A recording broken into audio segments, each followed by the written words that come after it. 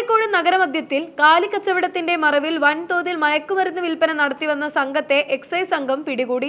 പ്രധാന പ്രതികളായ മുഹമ്മദ് ഹനീഫ, ഇയാളുടെ സഹായിയായ റെയ്ഹാനത്ത് എന്ന യുവതിയെയുമാണ് പരിശോധനയ്ക്കിടെ പിടികൂടിയത്. ഇരുവരെയും മുക്കം പോലീസ് സ്റ്റേഷൻ പരിധിയിലെ 2 വ്യത്യസ്ത സ്ഥലങ്ങളിൽ നിന്നാണ് പിടികൂടിയത്. 2 ഇടങ്ങളിൽ നിന്നായി പ്രതികൾ വിൽപ്പനയ്ക്കെത്തിച്ച 2.25 കിലോഗ്രാം MDMA ആണ് പിടിച്ചെടുത്തത്. ബംഗളൂരു ഉൾപ്പെടെയുള്ള ഇടങ്ങളിൽ നിന്നാണ് MDMA എത്തിച്ചതെന്നാണ് പ്രാഥമിക നിഗമനം. സംസ്ഥാനത്തിനകത്ത് യുവാക്കളെ ലക്ഷ്യമിട്ടായിരുന്നു വിൽപ്പന. പ്രതികളിൽ നിന്ന് ലഹരി വസ്തുക്കൾക്കൊപ്പം വിതരണവുമായി ബന്ധപ്പെട്ട തെളിവുകളും ഡാൻസർ സംഘം പിടിച്ചെടുത്തിട്ടുണ്ട്. പ്രതികൾ ദീർഘനാളായി കാലിക്കച്ചവടം നടത്തിവരികയായിരുന്നു. എന്നാൽ ഇത് പോലീസിന്റെയും എക്സൈസിന്റെയും കണ്ണുവെട്ടിക്കാനുള്ള ഒരു മറ മാത്രമായിരുന്നു എന്നാണ് പ്രാഥമിക അന്വേഷണത്തിൽ വ്യക്തമാകുന്നത്. കന്നുകാലികളെ എത്തിക്കുന്ന വാഹനങ്ങളിലും കച്ചവട കേന്ദ്രങ്ങളിലും വെച്ചാണ് ലഹരി മരുന്ന് കൈമാറ്റം നടന്നിരിക്കുന്നത്. കന്നുകാലികളുടെ മറവിൽ മയക്കുമരുന്ന് കടത്തുന്നത് ആർക്കും പെട്ടെന്ന് സംശയം തോന്നില്ല എന്ന പഴുതാണ് പ്രതികൾ ഇതിനായി ഉപയോഗിച്ചത്. പ്രതികളിൽ നിന്ന് പിടിച്ചെടുത്ത MDMA വൻതോതിലുള്ളതാണ്. ഇത് വിദേശത്ത് നിന്നോ മറ്റ് സംസ്ഥാനങ്ങളിൽ നിന്നോ എത്തിച്ചതാണോ എന്ന അന്വേഷണ സംഘം പരിശോധിക്കുന്നുണ്ട്. ഈ ലഹരി ശൃംഖലയിലെ പ്രധാന കണ്ണിയാണ് പിടിയിലായ റെയ്ഹാനത്ത്. ലഹരി മരുന്ന് കടത്തുമ്പോൾ കുടുംബവുമായി യാത്ര ചെയ്യുന്നു എന്ന് തോന്നിപ്പിക്കാനും പരിശോധനകളിൽ നിന്ന് രക്ഷപ്പെടാനുമാണ് റെയ്ഹാനത്തിനെ ഒപ്പം കൂട്ടിയിരുന്നത്.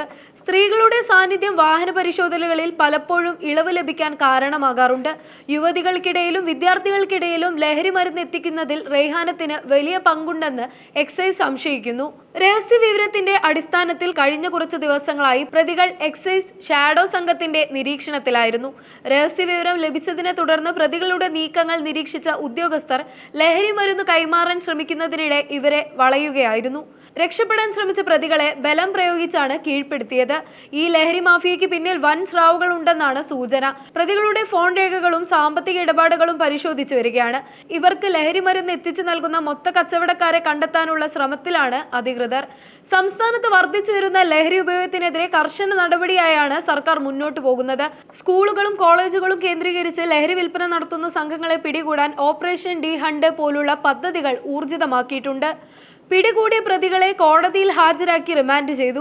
കാലിക്കച്ചവടത്തിന്റെ മറവിൽ നടന്ന ഈ ലഹരി കച്ചവടം അങ്ങേയറ്റം ഗൗരവമുള്ളതാണ്. പ്രതികൾ ഇതിനായി സ്ത്രീകളെ ഉപയോഗിച്ചത് അന്വേഷണ സംഘത്തെ വഴിതെറ്റിക്കാനായിരുന്നു എന്ന് എക്സൈസ് ഉദ്യോഗസ്ഥർ വ്യക്തമാക്കുന്നു. മയക്കുമരുന്ന് മാഫിയയുടെ വേരുകൾ അറുക്കാനുള്ള ശക്തമായ നടപടികളുമായി എക്സൈസ് വകുപ്പ് മുന്നോട്ടു പോവുകയാണ്. വരും ദിവസങ്ങളിൽ കൂടുതൽ അറസ്റ്റുകൾ ഉണ്ടാകാൻ സാധ്യതയുണ്ട്.